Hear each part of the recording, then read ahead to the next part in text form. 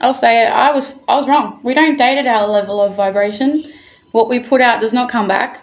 Our traumas do. Hello, my beautiful beings. Let's do a quick collective reading. It's been a while. I've missed you. There's a lot going on. Neptune has finally left Pisces. I repeat for my fellow fishies, Neptune has finally left Pisces. Although I really do appreciate and I am grateful for all that I learned through that experience, I am very excited to move on from it. This is going to affect all different people in all different ways, not just Pisces. There's a lot happening astrologically. I'm no astrologer. I'm a tarot reader, a medium, a healer. I'm many fucking things, but I'm not an astrologer. But going from what I do know is that from what I can intuitively say, is that there's no coincidence that we had Pisces and Neptunes last year during the year of the snake. We were, there's a lot that goes around about how the year of the snake is shedding the old. And yes, that's true, but it's so much more than that. Snake energy is about seeing what you can't see, going by what you feel, going towards what vibrations are attracting you in a positive and abundant way, and moving away from the vibrations that irk you out, just like a snake does. So there's also dealing and learning how to use your own poisons to your benefit. So there's using that beautiful Pisces intuitive energy with Neptune of that pulling all of that uncomfortable shit out has really helped us all step more into our intuition, more into our psychic development. So I'm really excited to see how these energies have worked for all of us in our collective. But yeah, let's see what the cards say. What is on for our overall energy for our collective, please, Spirit? Whoop. We have Five of Pentacles. Whew. So you may be going through it. I don't know how many more days there is left of the year of the snake, but she is coming in like heavy, trying to make sure that we really look at everything. It's like a summary of what we've gone through in the last year, and just like hitting it one step further of this is why you are the way you are. This is why you react the way you do. This is why you have the triggers that you do, and it stems from this.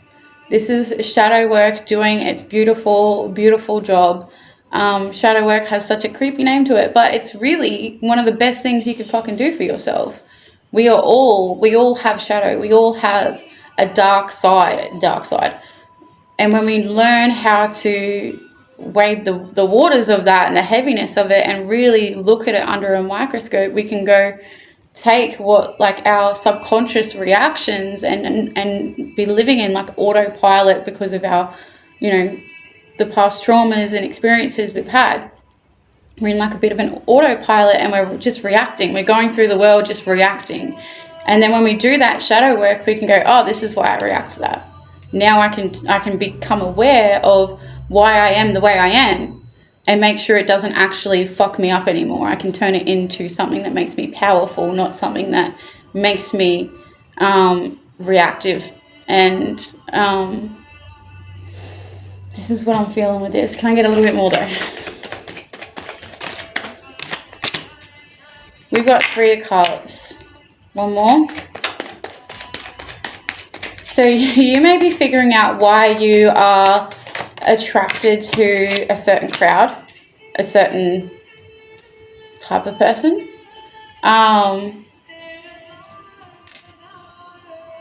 It's kind of, so we got Judgment as well.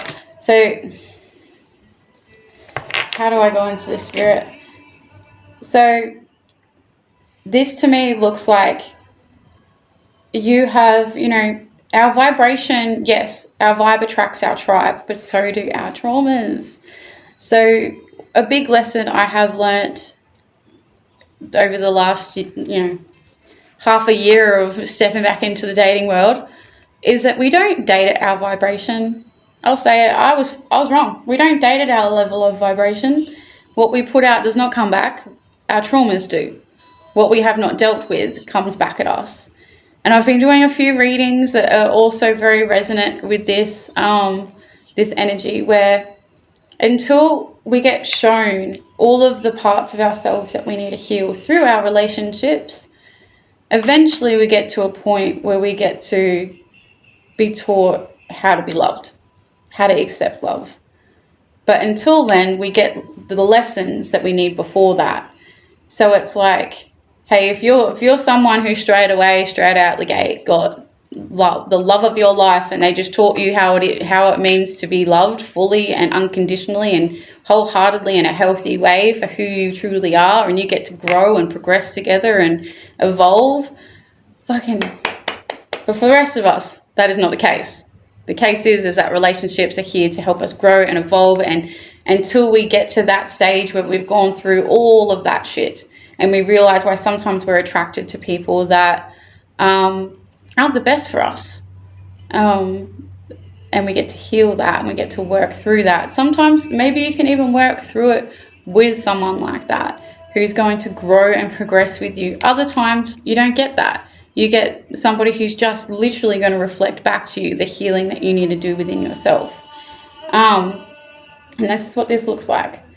This may be with friendships, romantic relationships, work dynamics, like your family. This could be many different things, but it looks like now is the time that the angels are trying to show you.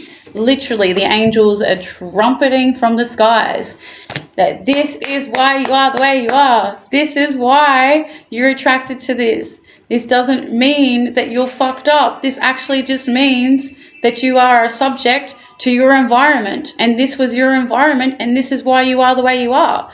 And it's not our fault for what has happened to us, but it is our responsibility of what we do with that moving forward. Are we going to let it make us bitter? Or are we going to be better? Are we going to make excuses for shitty behavior? Or are we going to go, oh, this is the thing that I do. Let me get better with that. Let me learn from it and actually progress. All right, my beautiful collective. I'm going to pull us one of these.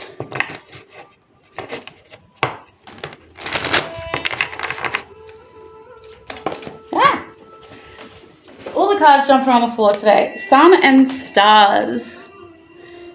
So this lets me know that Spirit are really, like, if you can see here as well, like literally looking up to the angels and the sun and the stars, looking up to the angels and the sun and the stars. So you can also look at this as light and shadow. Low vibrational, high vibrational, even though I don't really believe light and shadow is either. That's a totally different story. That's for another time. But this is Spirit's little nod of you're exactly where you need to be. You're learning exactly what you need to. Keep trying to be a better version of yourself. Keep showing up for yourself. Keep growing and pushing yourself out of comfort zones so that you can progress to be the very best version of yourself, and you can't go wrong.